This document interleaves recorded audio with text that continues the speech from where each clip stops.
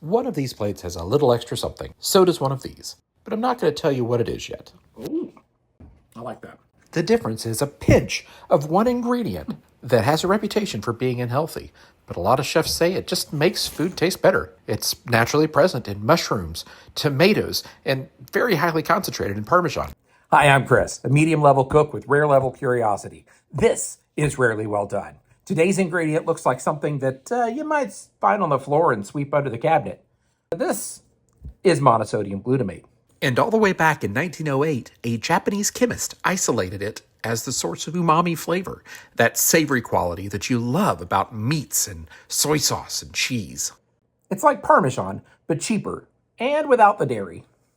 Today we're going to experiment to find out what MSG actually does. Can it improve the taste of the food you make in your own kitchen? Let's find out. First, a tiny taste. Oh, man, this stuff makes me happy. It's like a steak at a restaurant, you know. It's just got all that good meaty flavor to it. And all it takes is just a pinch to turn up the contrast on savory food. I added salt to both of these eggs, but a little less on the right with some MSG. Now, MSG is a salt of glutamic acid, but it doesn't make food salty in the same way that salt does. It just activates the glutamate receptors on the tongue. So when paired with foods that already contain nucleotides like eggs, the effect amplifies. We'll do a similar test with the popcorn, salting one and using a little less salt with some MSG in the other. And if it works on eggs and popcorn, the question becomes, can it replace something more expensive like Parmesan? More on that in a minute. I like that. The popcorn test was, shall we say, inconclusive? But can it be a bad test if it results in popcorn? I think not. Next, we'll make an Alfredo sauce. We've got some melted butter, and normally we'd add Parmesan here, which does two jobs, savory flavor and some bulk. Since MSG only replaces the umami, not the full structure of the cheese, we're adding some breadcrumbs and some cream to mimic the texture. Now, normally Parmesan's about $10 a pound, but MSG is pennies per serving. It's also shelf-stable indefinitely in dry storage, and so are breadcrumbs. This move, if it works, it's like hiring specialists instead of asking one employee to be your janitor and your accountant. While I'm thinking about it, let me know in the comments if fettuccine won't fit in your pot either. I don't want to anger the Italians by breaking it in half, you know. By the way, if you're concerned about the health effects of MSG, you're not alone. In the late 1900s, MSG developed a reputation for causing headaches, but the control studies done since then have not consistently supported that effect in the general population. Now, that said, some people still report sensitivity when consuming large amounts on an empty stomach. In normal culinary use, though, it functions like any other seasoning.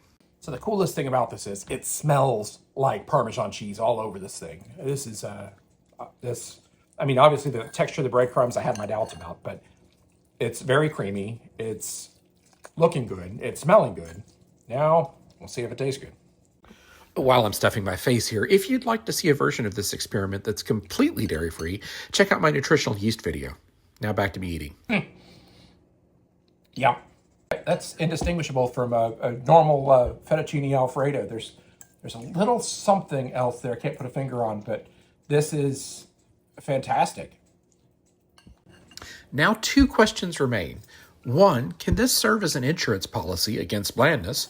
And two, can this make a sauce taste like it's been simmering on the stove longer than it has? Next, we'll roast some vegetables. I'll add oil and salt and toss them in my googly-eyed air fryer. MSG can reduce the perception of bitterness, and it also increases perceived savoriness, so it can allow you to use less salt. Okay, this broccoli looks like it's been roasted properly. It's been salted properly. And let's see.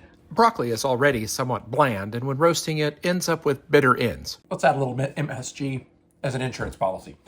In theory, the added savoriness of the MSG should balance out any bitterness and blandness in a single move, bringing out the roasted goodness and rescuing any overcooked bits. Wow.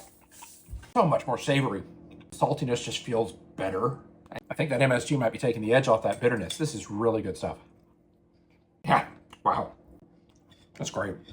And I'm saying that about broccoli. Nobody says they're great about broccoli. This next one's for the impatient people like, well, me. We'll briefly saute some garlic and add some canned tomatoes. Normally, depth comes from time, and we're testing whether this shortcuts that process. See, tomatoes already contain glutamates. MSG amplifies existing savory compounds, and that's why long-simmered sauces feel deeper. There's a concentration of glutamates. This has been simmering for about 12 minutes, so not much time. We're gonna give it a try. And yes, I'm eating directly from the pan because it is a saucepan and I'm an adult, so. Note that we have not yet added the MSG. It's not bad, but let's add a little MSG and see what happens. Just a pinch, spread around. It just tastes a little more well-rounded and feels a little richer, but I feel like I could stand a little bit more, so let's try again. The beauty of this concentrated format is that you can dial it into your taste. I'm told that if you go too far, it can taste metallic, but in reality, the kitchen version of me has not yet found that limit. It tastes like really well developed. It tastes like a sauce that's been simmering on the stove all day. It just tastes, again, more developed, more just intense, more intentional. And it just feels richer and more satisfying. That's awesome. Ultimately, this molecular nudge is a very versatile shortcut to keep around. If you want to experiment for yourself, and I recommend you do, check the description for a link. Ultimately, MSG isn't magic. It's not dangerous. It's not even necessary, but oh my gosh, is it efficient. It's all the benefits of aged flavored cheese without the age and without the cheese. It's just great. Anyway, I hope I've encouraged you to try something new. Thanks for watching.